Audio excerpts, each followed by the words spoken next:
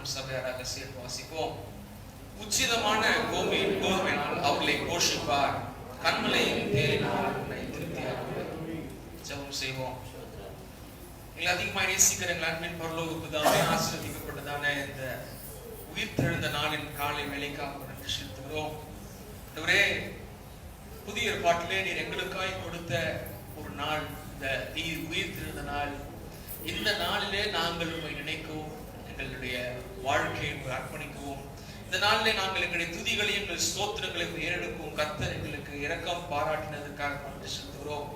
ஜெபம் முதற்கொண்டு ஆண்டவரே, பாடல் வேளையில எல்லா சமயத்திலும் ஆண்டவரே, ஆராதனையிலும் கர்த்தர் நீர் எங்களோடு கூட பேசினதற்காக நன்றி செலுத்துகிறோம். இடைப்பட்டதுக்காக நன்றி செலுத்துகிறோம். இந்த செய்தி வாயிலாக உங்களுடைய பிள்ளைகளோடு கூட பேசுகிறாங்க. என்னோடு கூட இடைப்பட்ட தேவன், அடியோடு கூட இடைப்பட்ட தேவன், நீர் உங்களுடைய பிள்ளைகளோடு கூட இடைப்பட வல்லவராய் இருக்கிறேன் என்று நான் விசுவாசிக்கிறேன். அப்படியாக நீர் இடைப்படுகிறாக, உண்மை வெளிப்படுத்துகிறாக. என்னை மறைத்துக் கொள்ளுங்க, ஆசீர்வதிங்க. எல்லா துதிக்க நமக்கு ஒரு ரட்சகர் இயேசு கிறிஸ்து நாமத்தில் நிரப்பிக்கிறோம் ஜீவனுள்ள பிதாவே. உச்சிதமான கோதுமையினால் உன்னை போஷிப்பார், கண்மலையின் தேனினால் உன்னை திருப்தியாக்குவேன். இந்த 81ஆம் சங்கீதம் ஒரு இஸ்ரவேலுடைய விசேஷமாக இந்த நாளிலே அவர்களுக்கு ஒரு மிக முக்கியமான ஒரு சங்கீதம் என்று சொன்னால், இந்த நாளிலிருந்து சனிக்கிழமை மட்டுமாக அவர்களுக்கு கூடார பண்டிகை ஆரம்பிக்கிறது. பெரிய பணக்காரராக இருந்தாலும் யாரா இருந்தாலும் அவங்க வீட்டுக்கு வெளியே அவங்க கூடாரம் போட்டு அவர்களை எப்படியாக கர்த்தர் அந்த 40 வருடங்கள் அவர்கள் வனாந்திரத்தில் சுற்றி அலைந்த போது கர்த்தர் எப்படியாய் அவர் நடத்தினார் என்பதை நினைத்து பார்ப்பதற்கு ஏதுவாக ஒரு வாரமாக இந்த கூடார பண்டிகை நடைபெறும். இந்த கூடார பண்டிகையிலே இந்த முழு சங்கீதத்தை நீங்கள் வாசித்து பார்க்க சொன்னால், இந்த முழு சங்கீதத்திலும் இந்த முதல் 5 வசனங்கள் தேவனை, வல்லமை உள்ளவரை, பலனாய் இருக்கிறவரை, கண்மலையாய் இருக்கிறவரை, அப்படிப்பட்ட தேவனை சந்தோஷத்தோடைய கூடிய தொனியினாலும் பாடல்களினாலும் துதி செய்ய வேண்டும் என்று சொல்லப்பட்டிருக்கும். 6ஆம் வசனத்திலிருந்து 16ஆவது வசனம் வரைக்குமாக பார்த்தீங்கன்னு சொன்னால், அவர்களுடைய பாவத்தின் நிமித்தம் அவர்கள் வனாந்திரத்தில் அழிந்ததும், பாவத்தின் நிமித்தம் அவர்கள் சிறையிருப்பிற்குள்ளாய் கடந்து போனதை குறித்து அவர்கள் ஞாபகப்படுத்தி பார்ப்பார்கள். அப்படி இருந்தாலும் கர்த்தர் 16ஆவது வசனத்திலே அந்த ராஜா அவர்கள் சொல்கிறார், தாவீது சொல்கிறார் 16ஆவது வசனத்திலே, நல்ல ஆராதனை செய்தோம், ஆனால் நிறைய பிரச்சனை வந்துச்சு. நம்முடைய பாவத்தினாலே அல்லது விக்கிரக ஆராதனையினாலே நாம்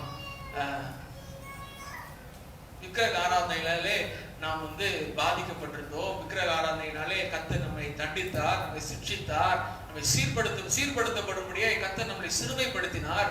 அதனால ஆண்டவர் உச்சிதமான கோதுமையினால் அவர்களை போஷிப்பார், கண்மலையின் தேனினால் என்னை திருப்தியாக்குவார்.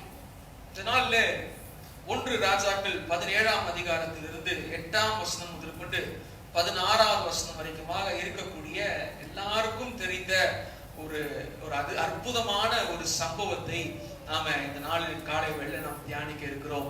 1 ராஜாக்கள் 17ஆம் அதிகாரம், First Kings chapter 17 verses 8 through 16. 1 ராஜாக்கள் 17ஆம் அதிகாரம் 8ஆம் வசனம் முதற்கொண்டு 16ஆவது வசனம் வரைக்கும். 1 ராஜாக்கள் 17ஆம் அதிகாரம் 8ஆம் வசனம் முதற்கொண்டு 16ஆவது வசனம் வரைக்கும் நீங்கள் வாசிப்பீர்கள் என்று சொன்னால், அங்கே சாரிபாத் விதவை அவளுடைய சம்பவம் காணப்படுகிறது. நீங்கள் என்னோட கூட, நான் வாசிக்கிறேன், நீங்கள் என்னோடு கூட சேர்ந்து நீங்கள் அதை வாசித்துக் கொள்ளுங்கள். 8 முதற்கொண்டு 16 வசனங்கள் வரைக்கும். அப்பொழுது கர்த்தருடைய வார்த்தை அவனுக்கு உண்டாயிற்று. அவர், நீ எழுந்து சீதோனுக்கு அடுத்து சாரிபாத் ஊருக்கு போய் அங்கே தங்கியிரு. உன்னை பராமரிக்கும்படி அங்கே இருக்கிற ஒரு விதவைக்கு கட்டளையிட்டேன் என்றான். அப்படியே அவன் எழுந்து சாரிபாத்துக்கு போனான். அந்த பட்டணத்தின் ஒளிமுக வாசலுக்கு அவன் வந்தபோது அங்கே ஒரு விதவை விறகு பொறுக்கிக் கொண்டிருந்தாள். அவன் அவளை பார்த்து கூப்பிட்டு, நான் குடிக்கிறதற்கு கொஞ்சம் தண்ணீர் ஒரு பாத்திரத்தில் எனக்கு கொண்டு வா என்றான். கொண்டு வர அவள் போகிற போது அவள் அவளை நோக்கி கூப்பிட்டு, கொஞ்சம் அப்பமும் உன் உன் கையிலே எனக்கு கொண்டு வா என்றான். அதற்கு அவள், பானையில் ஒரு பிடி மாவும் கலயத்தில் கொஞ்சம் எண்ணெயுமே அல்லாமல் என்னிடத்தில் ஒரு அடையும் இல்லை என்று உம்முடைய தேவனாகிய கர்த்தருடைய ஜீவனை கொண்டு சொல்லுகிறேன். இதோ நானும் என் குமாரனும் சாப்பிட்டு செத்து போக அதை எனக்கும் அவனுக்கும் ஆயத்தப்படுத்துகிறதற்கு 2 விறகு பொறுக்குகிறேன் என்றார். அப்பொழுது எலியா அவளை பார்த்து, பயப்படாதே, நீ போய் வார்த்தையின்படி ஆயத்தப்படுத்து. ஆனாலும் முதல் அதிலே எனக்கு ஒரு சிறிய அடையை பண்ணி என்னிடத்தில் கொண்டு வா. பின்பு உனக்கும் உன் குமாரனுக்கும் பண்ணலாம். கர்த்தர் தேசத்தின் மேல் மழையை கட்டளையிடும் நாள் மட்டும் பானையின் மா செலவழிந்து போவதும் இல்லை, கலசத்தின் எண்ணெய் குறைந்து போவதும் இல்லை என்று இஸ்ரவேலின் தேவனாகிய கர்த்தர் சொல்லுகிறார் என்றார். அவள் போய் எலியாவின் சொற்படி செய்தாள். அவளும் இவனும் அவள் வீட்டாரும் அநேக நாள் சாப்பிட்டார்கள். கர்த்தர் எலியாவை கொண்டு சொன்ன வார்த்தையின்படியே பானையிலே மா செலவழிந்து போகவும் இல்லை, கலசத்தின் எண்ணெய் குறைந்து போகவும் இல்லை. கர்த்தர் சொன்னாரு, பானையிலே மாவும் கலசத்துல எண்ணெயும் குறைந்து போவாது, அதை வைத்து இந்த பஞ்சகாலம் தீரு மட்டும் நான் உங்களை போஷிக்க போறேன் என்று சொன்னார். கர்த்தர் சொன்னார், கர்த்தர் அதை நிறைவேற்றினார். கர்த்தர் சொன்னால் கர்த்தர் அதை நிறைவேற்றுவார். கர்த்தர் சொன்னார் என்று சொன்னால் அதை நிறைவேற்ற அவருக்கு வல்லமை இருக்கிறது. இந்த காலை வேளையிலே இந்த போஷிக்கப்படுதலிலே நாம் எப்படி தேவனோடு கூட இடைப்படுவதை நாம் பார்க்க முடிகிறது. போஷிக்கப்படுகிறதிலே எப்படியாக தேவன் நம்மை போஷித்து அந்த போஷிப்பிலே அவர் தன்னை வெளிப்படுத்துகிறார். ஏன்னா இன்னைக்கு நிறைய பேர் எப்படி எதிர்பார்க்கிறாங்க, ஆண்டவரை எப்படி எதிர்பார்க்கிறாங்க, தேவனை எப்படி எதிர்பார்க்கறாங்க சொன்னா, ஆண்டவர் ஒரு வெள்ளை உருவத்துல வந்து எனக்கு சொப்பனத்தை நிக்கணும், ஏன்னா ஆண்டவர் வந்து எனக்கு முன்னாடி ஏதோ ஒன்று பண்ணி காமிக்கணும், ஏதாவது மேஜிக் மாதிரி ஏதாவது நடக்கணும், ஏதாவது ஒன்று நடக்கணும்னு நினைக்கிறாங்க. பிரியமானவர்களே, தேவன் இடைப்படுவதற்கு எப்படி வேணாலும் இடைப்படலாம். அப்படி இடைப்படுதலே ஒரு முக்கியமான ஒரு இடைப்படுதல் எப்படி சொன்னால், அவர் நம்மளை போஷிப்பதினாலே நம்மோடு இடைப்படுகிறார், அல்லது அவர் நம்மை ஆசீர்வதிப்பதினாலே அவர் தம்மை நமக்கு வெளிப்படுத்துகிறார். அவரை வெளிப்படுத்த வேண்டும் என்று சொன்னால் அதனுடைய ஒரு பகுதி எப்படி இருக்கும், அவர் நம்மளை ஆசீர்வதிப்பார், அவர் நம்மளை போஷிப்பார், நன்மையினால் வாயை திருப்தி அடைய செய்வார். இங்கே பார்க்கும் பொழுது எப்படியாக கர்த்தர் இந்த இடத்துல அநேகருடைய வாழ்க்கையிலே நம்முடைய சூழ்நிலையிலே நாம் எப்படி இருக்கிறோம் என்று சொன்னால், பஞ்சமான ஒரு சூழ்நிலை அல்லது நாம் நம்புறதுக்கு ஏதுவான ஒரு சூழ்நிலை நம் வாழ்க்கையிலே காணப்படாமல், அல்லது இதெல்லாம் நம்ம வாழ்க்கையிலாம் இது நடக்குமா அப்படிங்கிற ஒரு கேள்வி உள்ளவர்களாய் நீங்க இந்த காலை வேளையில நீங்கள் இருப்பீர்கள் என்று சொன்னால், கர்த்தர் சொல்லுகிற வார்த்தை, நான் உன்னை போஷிப்பேன் என்று சொல்கிறார். இருக்கிறதுல இருந்தும் போஷிப்பேன், கொஞ்சமா இருக்கிறத வச்சும் போஷிப்பேன், ஒண்ணுமே இல்லைனாலும் போஷிக்க நான் வல்லமை உள்ள தேவன் அவர் சொல்லுகிறார். ஏன்னா இங்க கொஞ்சோண்டு எண்ணெய் கொஞ்சோண்டு மாவு இருக்கு, அதை வைத்து கர்த்தர் போஷிக்க வல்லவரா இருந்தார். வனாந்தரத்துல இஸ்ரவேலருக்கு ஒண்ணுமே கிடையாது, அந்த இடத்திலும் அவர் காடையினாலும் மண்ணாலும் தம் பிள்ளைகளை அவர் போஷிக்க வல்லவராக இருந்தார். ஆனால் இந்த இடத்துல ஏன் அப்படிப்பட்ட ஒரு சூழ்நிலை இந்த தேவ பிள்ளைகளுக்கு வர வேண்டும்? இஸ்ரவேல் தேவனுடைய பிள்ளை, இஸ்ரவேல் தேவனுடைய பிரபு, இஸ்ரவேல் தேவனால் தெரிந்து கொள்ளப்பட்டவன், சகல ஜாதியிலும் கொஞ்சமா இருந்தாலும் கர்த்தர் அவனை தெரிந்து கொண்டார், கர்த்தர் அவனோடு கூட இருந்தார், கர்த்தர் அவனை ஆசீர்வதித்தார், கர்த்தர் அவனை பெருக பண்ணினார். அப்படி இருக்கும் பொழுது ஏன் இப்படிப்பட்ட ஒரு நற்சீர் பொருந்தின ஒரு ஜனத்திற்கு இந்த பஞ்சம் வர வேண்டும் அப்படின்னு பார்த்தீங்கன்னாக்கா, ஒரு 2 காரணங்கள் இருக்கிறது பஞ்சம் வருவதற்கு. முதல் காரணம் என்ன என்று சொல்லி பார்க்கும் பொழுது, உபாகமத்தின் புஸ்தகம் 16ஆம் அதிகாரம் 17ஆம் வசனம், the book of Deuteronomy chapter 11 verses 16 and 17. the book of Deuteronomy chapter 11 verses 16 and 17. அங்கே வாசிக்கும் பொழுது, உங்கள் இருதயம் வஞ்சிக்கப்படாமலும் நீங்கள் வழி விலகி அந்நிய தேவர்களை சேவித்து அவர்களை நமஸ்கரியாமலும் இருக்கும்படி எச்சரிக்கையாயிருங்கள். இல்லாவிடில் கர்த்தருடைய கோபம் உங்கள் மேல் மூண்டு மழை பெய்யாமற் போகவும் தேசம் தன் பலனை கொடாமல் இருக்கும் வானத்தை அவர் அடைத்து போடுவார். கர்த்தர் உங்களுக்கு கொடுத்த நல்ல தேசத்திலே நீங்கள் சீக்கிரத்தில் அழைத்து போவீர்கள்.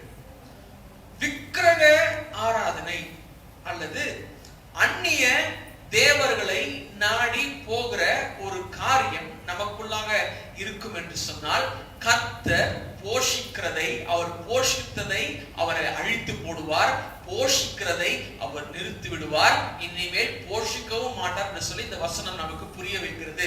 இந்த இடத்துல விசேஷமாக இந்த 17ஆம் அதிகாரத்தில் இஸ்ரவேல் ஜனங்கள் ஆகாப்பினாலும் அவருடைய மனைவியாகிய எசேபேலினாலும் வஞ்சிக்கப்பட்டு அவர்கள் பாகாலை அவர்கள் தெரிந்து கொள்ள, பாகாலின் பின்னாலே அந்நிய தேவனாகிய பாகாலோடு கூட அவர்கள் வாழ்க்கை அமைத்துக் கொள்ளும்படியாக, பாகாலை சேவிக்கும்படியாக, பாகால் இடத்திலே தங்களுடைய ஆராதனை செலுத்தும்படியாக இவர்கள் காணப்பட்டார்கள்.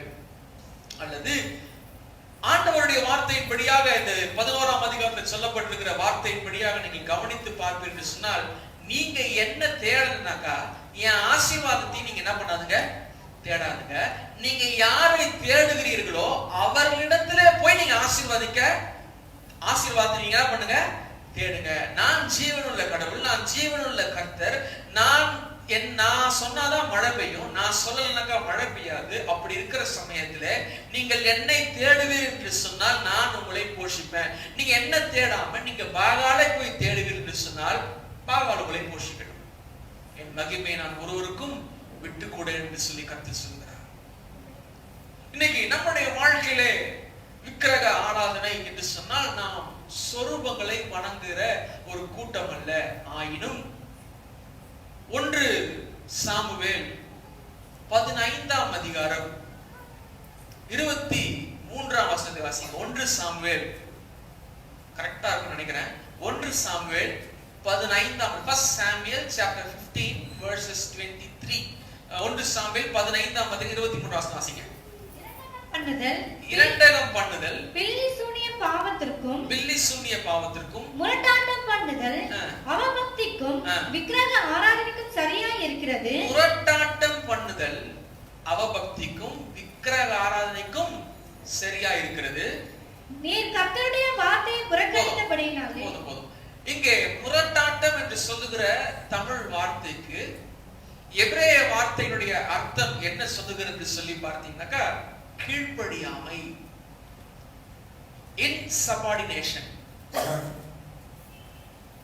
அப்போ சாமுவேல் மூலமாக கர்த்தர் சவுலை சிக்ஷிப்பதற்கு சொல்லுகிறார், நீ கீழ்ப்படியினாலே போதும், நீ என்ன பண்ற சொல்லுங்களேன்.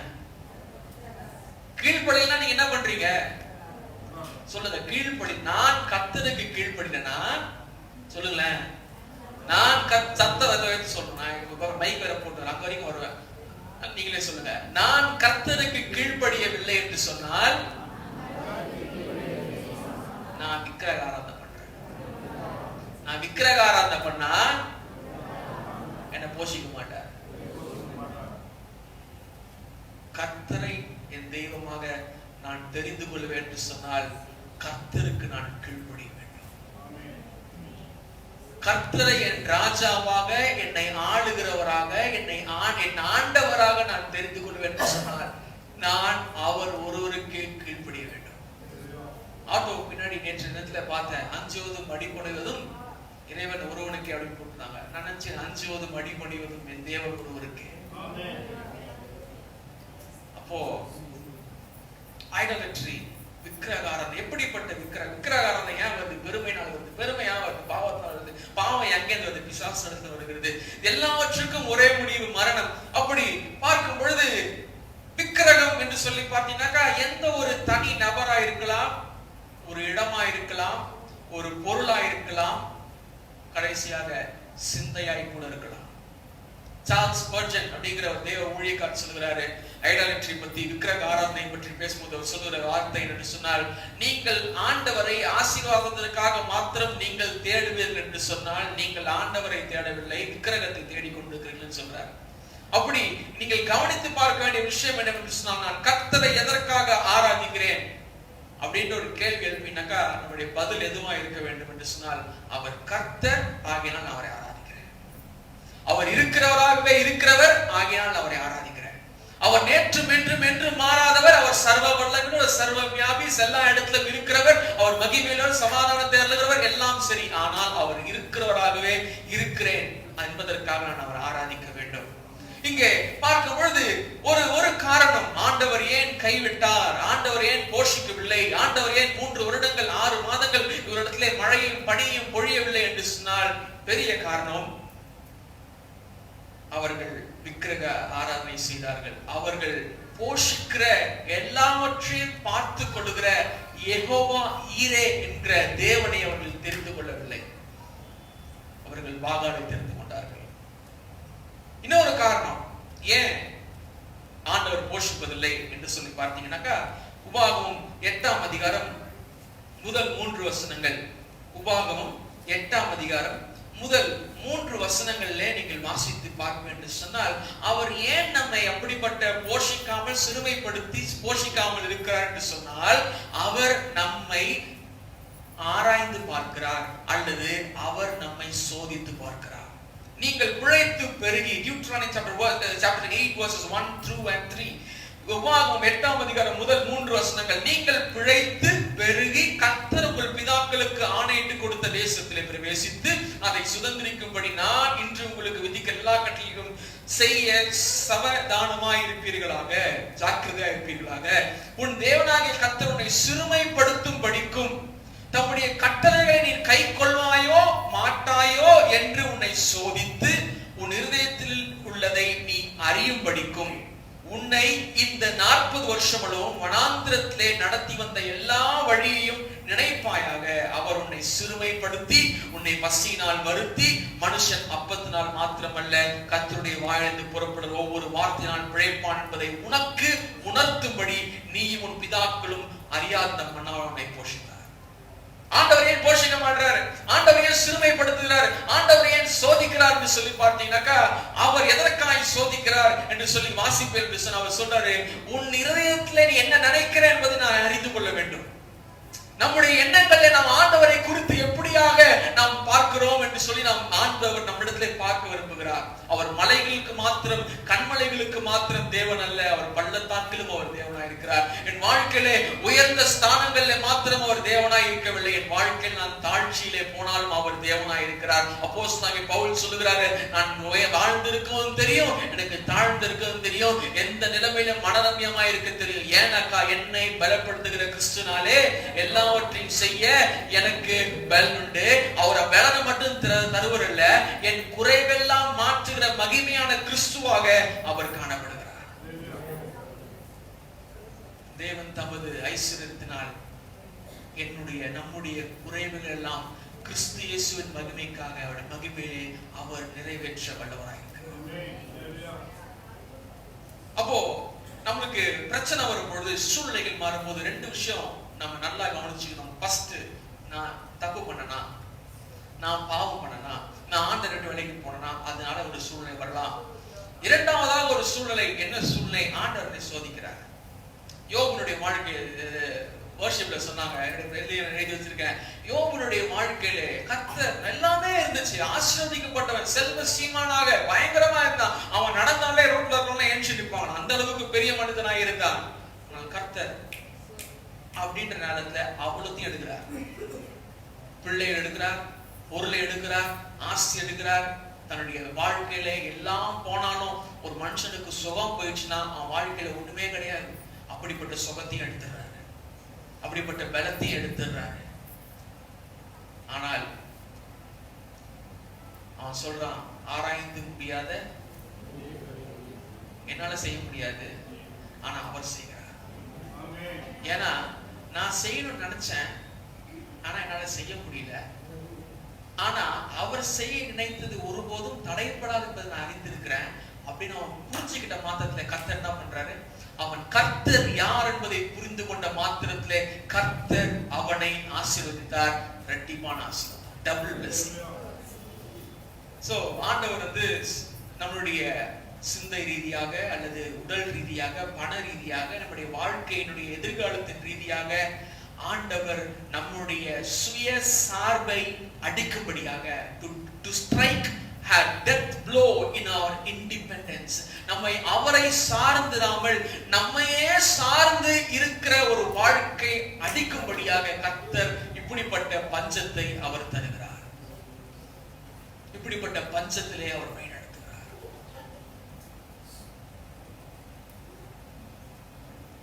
ஏன்னா நாம நிறைய சமயத்துல இதை நான் பண்ணிடுவேங்க. சொன்னார் பாத்தீங்களா, என் பிரசங்கத்தை நிறைய அடிச்சிட்டாரு. ஐபேட் நைட் அவங்க கிட்ட கொடுக்கல, இருந்தாலும் ஆட்டையை போட்டாருன்னு நினைக்கிறேன். நிறைய சொன்னாரு. ஐயோ, ஏன்னா நேற்று கொஞ்சம் பேசிட்டு புதுசா எல்லாம் பணம் இருக்குது, சம்பாதிக்கிறாங்க, கஷ்டப்பட்டு சம்பாதிக்கிறாங்க, எல்லாம் பண்றாங்களே, அப்ப நமக்கு எதுக்கு ஆண்டவர் அப்படின்னு ஒரு கேள்வி வைக்கும் பொழுது அப்பா சொன்ன அதே எக்ஸாம்பிள் தான். ஒரு பல்வலி, ஒரு சின்ன வியாதி, அதான் பாட்டுக்காரர் பாடுறார், உடைத்தீர் உருவாக்கினீர், சிக்ஷித்தீர் சீர்படுத்தினீர், பிரித்தீர் பிரியாதிருந்தீர். ஆண்டவர் நம்ம உடைக்கிறார். எதற்காக? அவருக்கேற்ற கனமுள்ள பாத்திரமாக நம்மை வணையும்படியாக, அவருக்கேற்ற மகிமை உள்ள நிரப்பப்பட்ட பாத்திரமாக நான் இருக்கும். அதற்காக கர்த்தர் நம்மளுடைய சுய தன் நிறைவை, செல்ஃப் சஃபிஷியன்சி ஆண்டவர் எடுக்கிறார். ஏன்னா ஆண்டவருக்கு வந்து இந்த பெருமை பிடிக்காது. நான் பண்ணிடுவேன் அப்படின்னு சொல்றது பிடிக்காது. நான் பண்ணிடுவேன், நான் எல்லாத்தையும் செஞ்சு முடிச்சிடுவேன் அப்படின்னு சொல்றது ஆண்டவருக்கு பிடிக்காது. ஏன்னா 2 கொரிந்தியர் 1:8 பவுல் சொல்றாரு, ஆசியாவிலே எங்களுக்கு மிகுந்த, வாசிப்போம் 2 கொரிந்தியர் சாப்டர் 1:8-9.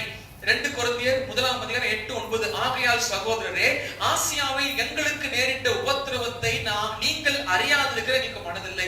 ஏனெனில் சொல்றாரு, பிழைப்போம் என்கிற நம்பிக்கை அற்று போகத்தக்கதாக எங்கள் பலத்திற்கு மிஞ்சின அதிக பாரமான வருத்தம் எங்கள் உண்டாயிற்று.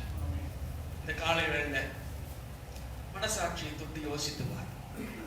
நம்ம சொல்லுங்க, உண்மையாவே நம்ம படுற கஷ்டங்கள் நம்மளுக்கு தோணும் அப்பப்போ, இது நம்மளுடைய பலத்திற்கு மிஞ்சின வருத்தம், இது என்னால சுமக்க முடியாது, இது என்னால இழுத்து கொண்டு போக முடியாது, குடும்பத்தை என்னால் சரியாய் நடத்துவதற்கு, என்னுடைய பிள்ளைகளை சரியாக நடத்த, என் மனைவியை நான் கற்றுதல் நடத்துவதற்கு எனக்கு பெரிய வருத்தமா இருக்குது. ஆனால் அப்போஸ்தலனாகிய பவுல் அதுக்கு ஒரு பதிலை சொல்றாரு, நாங்கள் எங்கள் மேல் நம்பிக்கையாயிராமல், சொல்லுவோமா, நாங்கள் எங்கள் மேல் நம்பிக்கையாயிராமல். யார் மேல் நம்பிக்கையா இருக்கிறார்? மரித்தோரை எழுப்புகிற தேவன் மேல் நம்பிக்கையா இருக்கத்தக்கதாக. மரணம் வரும் என்று எங்களுக்குள்ள எச்சரித்தோம். யார் மேல் நம்பிக்கை வைக்கிறாங்க? மரித்தோரை எழுப்புகிற தேவன் மேல், கர்த்தர் மேல் நம்பிக்கையா இருக்கிற மனுஷன் பாக்கியவான். 17:5 வாசிக்க வேண்டாம். கர்த்தர் மேல் நம்பிக்கையா இருக்கிற மனுஷன் பாக்கியவான். அவன் மழை தாழ்ச்சியான வருஷத்திலும் வருத்தமின்றி பலன் கொடுக்கத்தக்கதாக கர்த்தர் அவனை போஷித்து அவன் கனி உள்ளவனாய் இருக்கும்படியாய் மாற்ற வல்லவராய் இருக்கிறார். சோ ஆண்டவர் இப்படிப்பட்ட சூழ்நிலையிலே நம்மை நடத்துவாய் என்று சொன்னால், நாம் மரித்தோரை எழுப்புகிற தேவன் மேல் நம்பிக்கையா இருக்கும்படியாக. இப்படிப்பட்ட சூழ்நிலை என்ன பண்ணோம்? என்னை ஆண்டவர் விட்டு புறமே தள்ளி போடக்கூடாது. இப்படிப்பட்ட சூழ்நிலை இன்னும் அதிகமாய் ஆண்டவருடைய விசுவாசத்திலே, கர்த்தர் எனக்கு கொடுத்திருக்கிற விசுவாச பிரமாணத்திலும், கர்த்தர் எனக்கு கொடுத்திருக்கிற விசுவாசத்திலும் இன்னும் ஆழமாய் வேர் ஊன்றப்படும்படியாக. கிறிஸ்தவர்கள் சாதாரண பப்பாளி மரம் கிடையாது. கிறிஸ்தவர்கள், தேவனுடைய பிள்ளைகள் சாதாரண பப்பாளி மரம் கிடையாது. சும்மா அப்படின்னா கையோட வந்துடும். நம்ம ஆழமரமா இருக்கு. எப்படி இருக்கணும்? ஆழமரமா இருக்கணும். ஆழமரத்துக்கு ஆரம்பத்துல ரட்சிப்பு என்கிற ஒரு வேர் வருகிறது. ஆனால் அதற்கு பிறகு அநேக வேர்கள் அங்க வந்துட்டு இருக்குது. அது வேர்கள் படர்ந்து கொண்டது. பிரியமானவர்களே, நானும் நீங்களும் இந்த காலை வேளையிலே கர்த்தர் ஒருவரை நாம் நம்பி, ஆண்டவரே என்னால முடியாது, நீ ஒருவர் தான், என்னால இது பார்க்க முடியாது, என்னால கேட்க முடியாது, இதுக்கு மேல என்னால முடியாது அப்படிங்கிற சூழ்நிலை இருந்தாலும் சரி, பார்த்துக்கலாம் அப்படிங்கிற யோசனை இருந்தாலும் சரி, நம்ம சொல்லுவோம், ஆண்டவரே நான் உங்க மேல நம்பிக்கையா இருக்கிறேன், நீங்க என்னை ஒருபோதும் வெட்கப்படுத்துவதில்லை. அதனால இந்த 17ஆம் அதிகாரத்திலே பாத்தீங்கன்னாக்கா ஒரு மோசமான ஒரு சூழ்நிலை. ஏன்னா சாரிபாத் அப்படின்ற இடம் எங்க இருக்கு பாத்தீங்கன்னா சீதோன் பட்டணத்துல இருக்குது. இந்த சீதோன், இந்த சாரிபாத், விசேஷமாக சாரிபாத் எப்படிப்பட்ட இடம் அப்படின்னு பாத்தீங்கன்னாக்கா சென்டர் ஆஃப் பால் வர்ஷிப். பாகாலை ஆராதிக்கிற ஆராதனையில ஒரு மிக முக்கியமான ஒரு ஸ்தலம். எப்படி நம்மளுக்கு புனித ஸ்தலங்கள்லாம் இருக்குது. இப்போ நிறைய ரோமன் கத்தோலிக்கர்கள் எங்க போவாங்க? வேளாங்கண்ணி போவாங்க. இங்க இருக்க சர்ச்செல்லாம் அவங்களுக்கு வந்து இது கிடையாது. ஆனா அதுதான் சென்டர் ஆஃப் வர்ஷிப், அவங்களுக்கு ரொம்ப முக்கியம். மற்ற மதத்தினர்கள் மற்ற இடங்களுக்கு போவார்கள். அப்படியாக பாகாலை பின்பற்றுகிற யூதர்கள் எங்க வருவாங்க அப்படின்னு பார்த்தா சாரி பார்த்து வருவாங்க. அப்படிப்பட்ட இடத்திற்கு தான் ஒரு அசிங்கமான, ஒரு அருவருப்பான, கர்த்தரை ஆராதிக்காத ஒரு இடத்திற்கு நேராக விக்கிரக ஆராதனை செய்கிறவர்கள் இடத்தின் மத்தியிலே கர்த்தர் அவனை கூட்டிக் கொண்டு போகிறார். எதற்கு என்று சொன்னால், அவனுக்கும் அந்த விதவைக்கும் ஒரு விஷயத்தை ஆண்டு தெளிவுபடுத்தணும். என்னவென்று சொன்னால், நான் தான் உனக்கு ஆதாரம், அநாதி தேவனே உனக்கு அடைக்கலம், அவர் நித்திய புயங்களே ஆதாரம் யார் என்பது அவர்களுக்கு புரியும்படியா நல்லா புரிஞ்சுக்கோங்க. நம் வாழ்க்கையில பஞ்சம், இல்லாமை, இயலாமை வருகிறது, பலவீனம் வருகிறது, சுகவீனம் வருகிறது, பாவத்மா வருகிறது, அல்லது நம்ம ஆண்டு சோதிக்கும்படியா வருகிறது. ஆனால் அதனுடைய முடிவு எப்படியா இருக்கும்? முதலாவதாக என்னவென்று சொன்னால், God wants to show that He is your only source. அவர்தான் உங்களுக்கு இருக்கிற ஒரே ஆதாரம். அவர்தான் உங்களுக்கு இருக்கிற ஒரே ஆதாரம். இப்போ பார்க்கும் பொழுது 10ஆம் வசனத்துல 104ஆம் சங்கீதம் 10ஆம் வசனத்துல இருந்து 17ஆம் வசனம் வரைக்கும், 104ஆம் சங்கீதம் 10ஆம் வசனத்துல இருந்து 17ஆம் வசனம் வரைக்கும் வாசிக்க வேண்டாம். ஒரு சில வசனங்களை மாத்திரம் நான் வாசிக்க சொல்றேன். 10ஆம் வசனத்திலே வாசிக்கும் பொழுது, தேவன் அவர் பள்ளத்தாக்குகளில் நீரூற்றுகளை வரவிடுகிறார். ஆண்டவர் என்ன பண்ணும்? பள்ளத்தாக்குல தண்ணியை தரணும். அவைகள் மலைகள் நடுவே ஓடுகிறது. 13ஆம் வசனம், தம்முடைய மேல் வீடுகளில் இருந்து பர்வதங்களுக்கு தண்ணீர் இறைக்கிறார். ஆண்டவர் எப்படி பர்வதங்களுக்கு, மலைகளுக்கு தண்ணி எப்படி தராரு?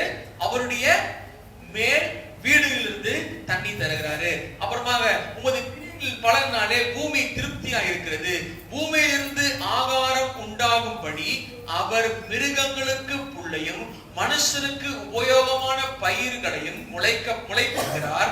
மனுஷனுடைய இருதயத்தை மகிழ்ச்சியாக்கும் திராட்சரசத்தையும் அவனுக்கு முகக்கலையை உண்டு பண்ணும் எண்ணெயும் மனுஷனுடைய இருதயத்தை ஆதரிக்கும் ஆகாரத்தை விளைவிக்கிறார். கர்த்தருடைய விருட்சங்களும் அவன் நாட்டின லீபனோன் கேதுகளும் சாரத்தினால் நிறைந்திருக்கும். இங்க பேசிக்க ஆண்டு 3 விஷயம் சொல்றாரு. 1,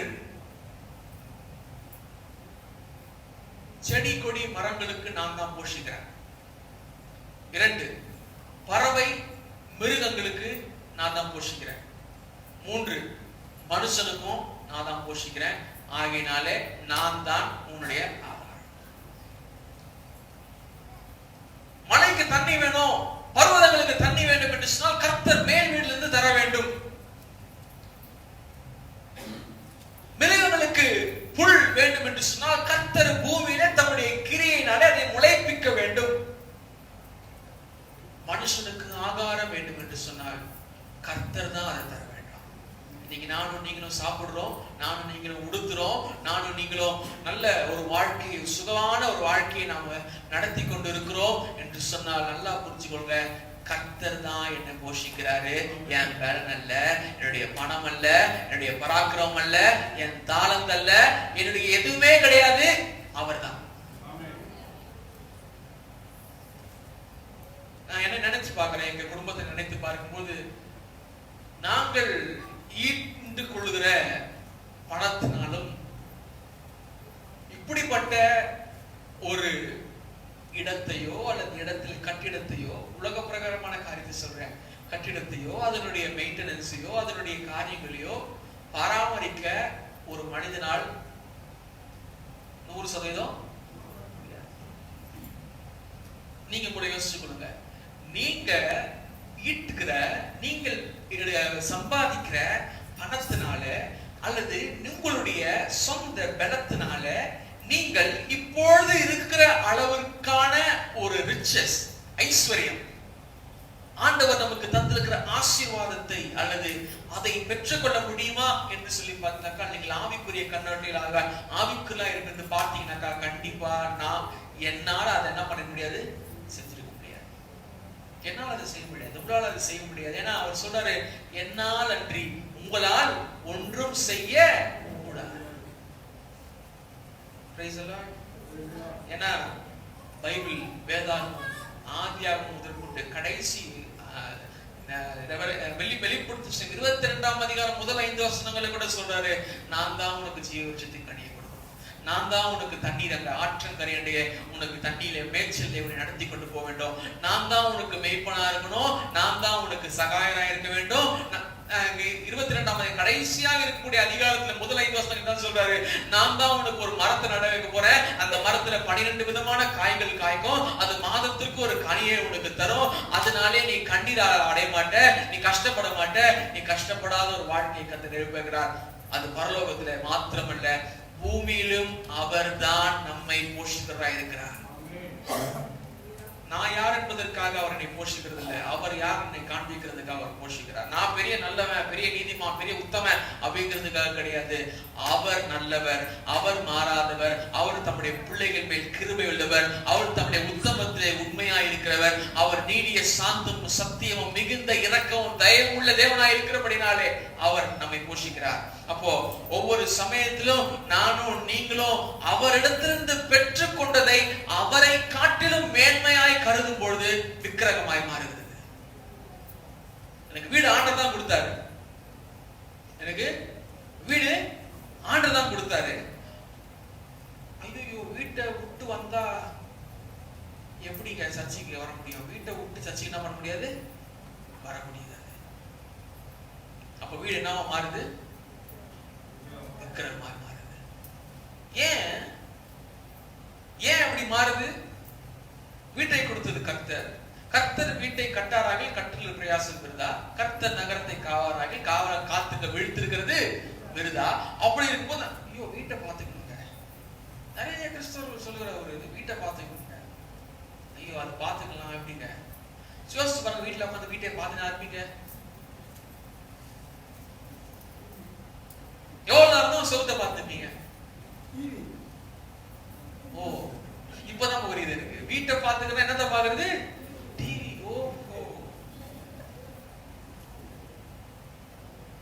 நிறைய காரியங்கள், நிறைய நம்மை நாம் திருத்திக் கொள்ள வேண்டிய அநேக காரியங்கள் இருக்கு பிரியமானவர்களே. இப்படி நல்லா புரிஞ்சுக்கணுங்க. இப்படி நான் என்ன பரலோகத்துக்கு போக மாட்டேன் அப்படிங்கிற ஒரு சிந்தனை வந்தா மட்டும்தான் நீங்க உங்களை திருத்திக் கொள்ள முடியும். ஊழியர்கள், தேவ பிள்ளைகள், தேவன் உங்களிடத்துல நீ பாவம் பண்றேன்னு சொன்னா நான் எங்க பண்றேன் அப்படின்னு கேள்வி கேட்காம, பண்றனோ பண்ணலையோ ஆண்டவரே நான் பண்ணா என்ன மன்னிச்சிருக்க, பண்ணலன்னா பரவாயில்ல உங்களுக்கு தோத்துறோம்னு சொல்லிட்டு போற வழியை பார்க்கணும். இன்னைக்கு நிறைய கிறிஸ்தவருடைய அடமெண்டாக, ஸ்டப்பனாக, முரட்டாட்டம் பிடிக்கிறவங்களாக ஆட்டோமேட்டிக் எங்க வந்துருது முரட்டாட்டம். ஏன் இருக்கிறாங்கன்னாக்கா ஆண்டவர் சொல்றதை ஏத்துக்க, ஆண்டவர் நல்லது சொன்ன ஆமீன் போடுறது, ஆனா அந்த வார்த்தையை தங்கள் வாழ்க்கையிலே அபியாசிக்கிறதுக்கு நிறைய பேருக்கு தெரியல. ஆண்டவர் மகத்துவமான வார்த்தையோடு கூட பேசிக் கொண்டிருக்கிறார். ஆனால் அந்த வாழ்க்கையில நடக்க மாட்டேங்குதுனாக்கா காரணம் என்ன? அது ஆண்டவர் காரணம் இல்ல, நான் தான் காரணம். வார்த்தையில வல்லமே இல்லை. வார்த்தையில வல்லமை கிடையாது, உன் வாழ்க்கையில வல்லமை இல்லை. என் வாழ்க்கையில வல்லமை விளங்க வேண்டும். என் வாழ்க்கையிலே நீங்க நல்லா கவனிச்சு பாருங்க. வேதாகம் மனிதர்கள் வாழ்க்கையில பார்த்தீங்கன்னாக்கா ஆரம்பத்துல உன்னுடைய கர்த்தர், உன்னுடைய கர்த்தர், உன்னுடைய கர்த்தர் அப்படின்னு விசேஷமாக இந்த பழைய பாடை வச்சு பார்த்தீங்கன்னாக்கா இஸ்ரவேல் உன்னுடைய கர்த்தர் அப்படின்னு சொல்லி பாப்பீங்க. ஆனா போக போக போக பார்த்தீங்கன்னாக்கா மனிதர்களுடைய கடவுளாய் அவர் மாறுகிறார். எப்படி? இஸ்ரவேலின் தேவன் அப்படின்னு சொல்லாம தானியேலின் தேவனை என்ன பண்ணோம், தொழுது கொள்ளணும். இப்போ என் ஏரியால நான் இருக்கக்கூடிய இடத்துல, நான் வேலை பார்க்கக்கூடிய இடங்கள்ல இயேசுவை அவர்கள் எப்படி தெரிந்து கொள்ள வேண்டும் என்று சொன்னால், இந்த நபர் டேவிட், ஜான், சாலமன் வணங்குற கடவுள் தான் உண்மையான கடவுள் சொல்ல வேண்டும். அதுதான் நீங்கள் உண்மையால கர்த்தருடைய ஆசீர்வாதம் ஆசீர்வதிக்கப்பட்டுக்கிறீங்க. இல்லனாக்கா நீங்க சொல்லிக்கிறீங்க நான் ஆசீர்வதிக்கப்பட்டேன்னு சொல்லி. இஸ்ரவேலை கண்டு எகிப்தியர்கள் பயந்தார்கள். உங்களை பார்த்தோன்னு பயம் வரணும் மற்றவர்களுக்கு. இஸ்ரவேலை காட்டு பார்த்த உடனே இந்த எரிகோட சொல்றாங்க, ராகாப் சொல்றாப்புல, ஐயோ எங்கள் இதயெல்லாம் உருகி போயிடுச்சு, மெல்டட். உங்களை எதிர்த்து நிற்பதற்கு ஒருவனும் துணிய கூடாது. ஏன்னா யோசுவா 1ஆம் அதிகாரத்துல தேவன் சொல்ற ஒருவனும் எதிர்த்து நிற்பதில்லை. எதிர்த்து இருப்பது துணினாக்கா பிரச்சனை எதுவுமே கிடையாது. ஒண்ணு நான் தான் பெரிய பிரச்சனை, நான் தான் எனக்கு இருக்கக்கூடிய பெரிய பிரச்சனை நான் தான். நான் என்கிற எண்ணம் தான் எனக்கு இருக்கக்கூடிய பெரிய பிரச்சனை. சுயம், சுய யோசனை, சுய நிறைவு, சுய பரிதாபம், சுய அன்பு, இந்த அத்தனை சுயம் நான் சாகடிக்க வேண்டும். இப்போ பாத்தீங்கன்னாக்கா இங்க 1 ராஜாக்கள் 17ஆம் அதிகாரம் 9 9ஆம் வசனத்தை வாசிக்கும் பொழுது வாசிங்களேன். 1 ராஜாக்கள் 17ஆம் அதிகாரம் 9ஆம் வசனம். நீ எழுந்து சீதோனுக்கு அடுத்த சாரிபாத் ஊருக்கு போய் அங்கே தங்கியிரு, உன்னை பராமரிக்கும்படி அங்கே இருக்கிற ஒரு விதவைக்கு கட்டளையிட்டேன் என்றார். ஓகே, நான் முன்னாடியே சொன்னேன், சாரிபாத் என்கிற இடம் ஹெட் குவார்ட்டர் ஆஃப் பாகால், பாகாலுடைய முக்கியமான தொழுகை ஸ்தலம். லூக்கா 4ஆம் அதிகாரம் வாசிக்க வேண்டாம். லூக்கா 4ஆம் அதிகாரம் 26ஆம் வசனத்திலே இயேசு கிறிஸ்து இந்த வார்த்தையை முன் நிறுத்தி காட்டுகிறார். ஆயினும் எலியா சீதோன் நாட்டிலுள்ள சரெப்தா ஊரில் இருந்த ஒரு விதையிடத்திற்கு அனுப்பப்பட்டானே அல்லாமல் மற்றொருத்தரிடத்திற்கும் அனுப்பப்படவில்லை. புதிய ஏற்பாட்டில் இயேசு கிறிஸ்துவின் வாயில சரெப்தா என்ற வார்த்தை கிரேக்கத்துல அப்படியே டிரான்ஸ்லேட் பண்ணிருக்காங்க. ஹீப்ரூல அது சாரிபாத், கிரேக்கத்துல அது சரெப்தா. சோ பாத்தீங்கன்னாக்கா இவர்களுடைய வாழ்க்கை பெயர் கூட இல்ல, ஊர் பேர் வச்சுதான் அவங்களை கூப்பிடுறாங்க. அப்படிப்பட்ட அதை குறித்து இயேசு சாட்சி கொடுக்கிறார். என்னன்னாக்கா, எலியா என்னும் தீர்க்கதரிசி வேற எந்த பொண்ணுகிட்டையும் ஆண்டவர் அனுப்பல, இந்த விதவை கிட்டதான் அனுப்புறாரு. கர்த்தர் உங்களிடத்திலே தேவ மனிதனை அனுப்பார் என்று சொன்னால் ஒரே ஒரு காரியம், வேற யாவங்கிட்ட அனுப்பாம உங்ககிட்ட அனுப்பிக்கிறார். தேவனுடைய ஆசீர்வாதத்தை உங்களுக்கு அனுப்புறாருன்னு சொன்னா அது மத்த எல்லா இடத்துக்கும் போயிட்டு அதெல்லாம் செட் ஆகாம உங்ககிட்ட வந்துருக்கு.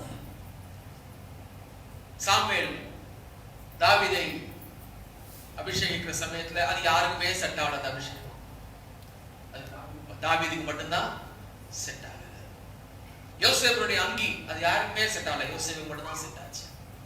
நம்முடைய வாழ்க்கையில தேவன் அனுமதிக்கிற ஒவ்வொரு சட்டையும், தேவன் அனுமதிக்கிற ஒவ்வொரு ஆசீர்வாதம், தேவன் அனுமதிக்கிற ஒவ்வொரு காரியம் அது எனக்கு மட்டும்தான் செட் ஆகும், அது யாருக்கும் செட் ஆகாது. என் முன்னாடி எனக்கு மட்டும்தான் செட் ஆகும், வேற எவனுக்கும் செட் ஆகாது. உங்க புருஷன் உங்களுக்கு மட்டும்தான் செட் ஆகும், வேற எவனுக்கும் செட் ஆக மாட்டான். பல்ல அடிக்கலாம், போன வாரம் சொன்னார்ல, பண்ணலாம். பேட்டா நஹி பேட்டா, அவ்வளவுதான். மனைவி சொல்லுவாங்க, என்னாலே அன்றி உம்மால் ஒன்று செய்யக்கூடாது. மனைவி வீட்டுக்கார சொல்லுவாரு, உம்மாலே அன்றி என்னால ஒன்று செய்யக்கூடாது, என்னாலே அன்றி உனக்கு நான், எனக்கு நீ, நமக்கு ஏசப்பா, அவ்வளவுதான். அழகான திருமண வாழ்க்கை. திருக்குறள் சொல்லிட்ட பாருங்க, உனக்கு நான், எனக்கு நீ, நமக்கு ஏசப்பா. ஏன்னா நான் எவனையும் நம்ப மாட்டேன், நான் அவனை நம்புவேன். நான் பொண்டாட்டி நம்புறேன், என் பொண்டாட்டி அவன் கூட ஓடி போக மாட்டான் நம்புறேன்னாக்கா நான் அவரை நம்புறேன். என் பொண்டாட்டி அவரை நம்புறா, அதனால என் கூட ஓடி போக மாட்டேன். புருஷன் எவனோ யாருன்னா சிரிச்சா அப்படி ஈடு பல்ல காமிச்சு போயிடுவாரு. நான் அவரை நம்புறேன், அவரை நம்புறாரு. ரெண்டு பேரும் அவரை நம்பும் போதே அவன் எவ பல்லிச்சாலும் போக மாட்டான், எவ குட்டப்பாவோட போட்டாலும் பார்க்க மாட்டான், எவ எதை காமிச்சாலும் அவன் கண் அங்க பார்க்காது. அவன் கண்கள் நேராக நோக்கும்.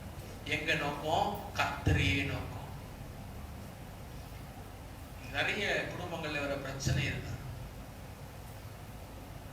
எனக்கு நானு, உனக்கு நீ இருந்துக்கோ. இல்ல இல்ல இல்ல இல்ல, பைபிள் அப்படிப்பட்ட ஒரு திருமணத்தை சொல்லல, அப்படிப்பட்ட குடும்பத்தை சொல்ல. பிள்ளைகள் வந்த உடனே எனக்கு பிள்ளைகள் இல்லம்மா, ஆண்டவருக்கு பிள்ளைகள். நல்லா புரிஞ்சுக்கோ. பிள்ளைகள் இடத்துல உங்களுடைய மைண்ட என்ன பண்ணாதுங்க, சின்ன வயசுல இருந்து டியூன் பண்றது. என்ன டியூனு? இன்ஜினியரா, டாக்டரா, ஐஏஎஸ், அதான் சரி. ஆனா வசனம் சொல்லுது, உன் பிள்ளைகள் எல்லாரும் மிஸ்ஸஸ் பிரசில்லா ஜேக்கப் டீச்சர்னாலே போதிக்கப்பட்டிருப்பார்கள். என்ன பண்ணல சொல்ல, யாரால போதிக்கப்பட்டிருக்கணும்? கர்த்தரால் போதிக்கப்பட்டதான். டவுட் வந்தாலும் அவர்கிட்ட போக முடியும். அவர் டவுட் நைட்ல 12 மணிக்கு வந்தாலும் டவுட் போன் அவர் எடுக்க மாட்டாங்க. எதுக்கு சொல்றேன் அப்படின்னு பாத்தீங்கன்னாக்கா, இவர் இந்த மனிதனை இவள் ஏற்றுக்கொண்டார். இவளை ஏற்றுக்கொண்டதுக்கு சாரிபாத்துக்கு உடனே போறான் அப்படின்னாக்கா, ஏன்னாக்கா ஒரு வார்த்தை நல்லா கவனிச்சுக்கோங்க. 9ஆம் வசனத்தை கடைசி வார்த்தை, ஒரு விதவைக்கு கட்டளையிட்டேன் அப்படின்னு சொல்றாரு. இந்த வார்த்தை அப்படியே 4ஆம் வசனத்தை திரும்பி இருக்கும். அந்த ஆற்றின் தண்ணீரை குடிப்பாய், அங்கே உன்னை போஷிக்க காகங்களுக்கு கட்டளை இடுவேன்னு சொன்னார். நல்லா புரிஞ்சுக்கோங்க, ஒரு வாக்குத்தத்தம். காகங்கள் உன்னை போஷிக்க கட்டளை இடுவேன்னு சொன்னார். சரிங்க அப்படிங்கிறாரு. காகங்களை போஷித்ததா போஷிக்கலையா? போஷித்தது. அதனால இவருக்கு தெரியும், கட்டளை இட்டேன்னு சொன்னா கண்டிப்பா அங்க போனா எனக்கு என்ன கிடைக்கும்? சோறு கிடைக்கும். இங்க பைபிள் சொல்லியிருந்தேன். உபாகமம் 14ஆம் அதிகாரம் வாசிக்க வேணாம். உபாகமம் 14ஆம் அதிகாரம் 11ஆம் வசனத்திலிருந்து 14ஆம் வசனம் வரைக்கும் வாசித்து பார்த்தீங்கன்னா சொல்லுது, நீங்கள் புசிக்க தகாதவைகள் எவை என்றால், அப்படி ஒரு பெரிய லிஸ்ட் இருக்கும். அதுல ஒரு லிஸ்ட் 14ஆம் வசனத்துல சகல வித காகங்களையும் நீங்கள் புசிக்க கூடாது என்று சொல்றார். ஏன்னா அது அசுத்தம் உள்ளது.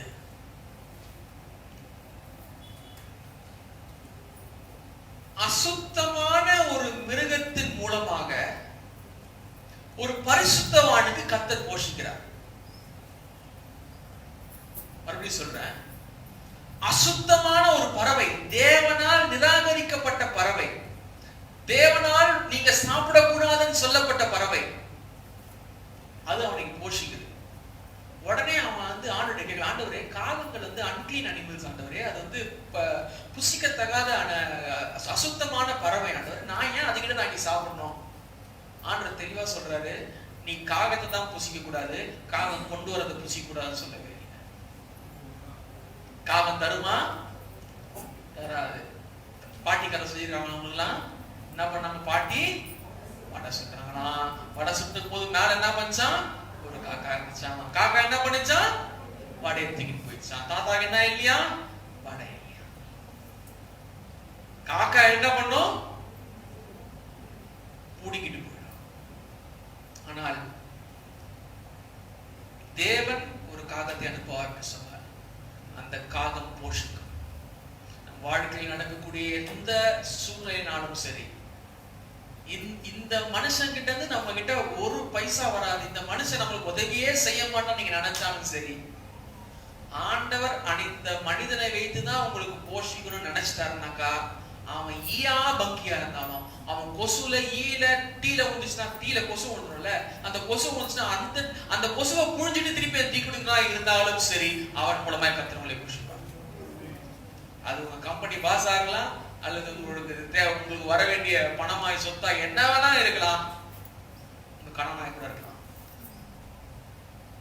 இந்த என்னது இந்த கிறிஸ்துமஸ் நியூ இயர் உங்களுக்கு என்ன பண்ணுவாங்க? கண்டிப்பா 2 புடவை. ஆமே,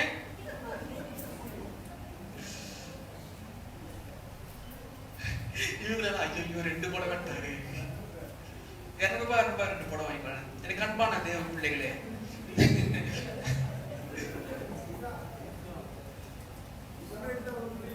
ஒன்னு எடுத்தா ஒண்ணு ஃப்ரீ. அதனால அசுத்தமான விளையத்தை கர்த்தர் பரிசுத்தவானுக்கு போஷிக்கிறார். அன்பான தேவ பிள்ளைகளே, இந்த காலை வேளையிலே கர்த்தரை குறித்து நான் உங்களுக்கு சொல்ல வேண்டிய ஒரு காரியம் இருக்கிறது. ஆண்டவர் பொல்லாங்கனால உங்களை சோதித்தாலும் அந்த பொல்லாங்கனை வைத்து உங்களுக்கு போஷிக்கும் அவர் வல்லவராய் இருக்கிறார். ஏனென்றால் அவர் சர்வ வல்லமை உள்ள தேவன். அவர் அசுத்தமான மிருகத்தை வைத்து உங்களுடைய ஜெபத்தை கேட்க வல்லவராய் இருக்கிறார். அசுத்தமான மனிதர்களும் உங்க ஜெபத்தை நீங்க ஆண்டவர் ஜெபம் பண்ணீங்கன்னாக்கா, அசுத்தமான மனிதனாலும் சரி எவனா இருந்தாலும் சரி, ஆண்டவர் உங்களுக்கு அவன் மூலமாக மனிதன் மூலமாக அவர் எப்படி போஷிக்க வேண்டும் என்று அவர் நினைத்திருக்கிறாரோ, அவருடைய ஆதீனத்தில் வைத்திருக்கிறாரோ அப்படி போஷிக்க வல்லவராய் இருக்கிறார். ஆண்டவர் செத்த கர்ப்பத்தை உயிர்ப்பிக்க வேண்டும் என்று நினைச்சா உயிர்ப்பிப்பார். எத்தனை வருஷம் நீ என்னதான் கொழுப்பு எடுத்துக்கின்னு என்ன பண்ணாலும் சரி, உயிர்ப்பிப்பேன்னு சொன்னதை உயிர்ப்பிச்சே தீருவாரு. ஏன்னா அவருக்கு பைபிள் ஃபுல் ஆகணும். எபிரேயர் 11ஆம் அதிகாரம் ஃபுல் ஆகணும். உங்களை வச்சுதான் ஆண்டவர் வந்து அவருடைய ஜீவ புஸ்தகத்தை ஃபுல் பண்ண போறாரு. உங்களை வச்சுதான் அவருடைய ஞாபக புஸ்தகத்தை ஃபுல் பண்ண போறாரு. உங்களை வைத்துதான் அவருடைய சாட்சியை அவர் எழுதி கொண்டிருக்கிறார். உங்களுடைய சாட்சி மூலமா தான் அநேகர் அந்த சாட்சிகளை படித்து இயேசுவை அறிந்து கொள்ள போகிறார்கள். அப்படிப்பட்ட உங்கள் வாழ்க்கையிலே கர்த்தர் சேவமா சாவுக்கு எதுவா இருந்தாலும் கர்த்தர் அதை உயிர்ப்பிக்க அவர் வல்லவராக இருக்கிறார்.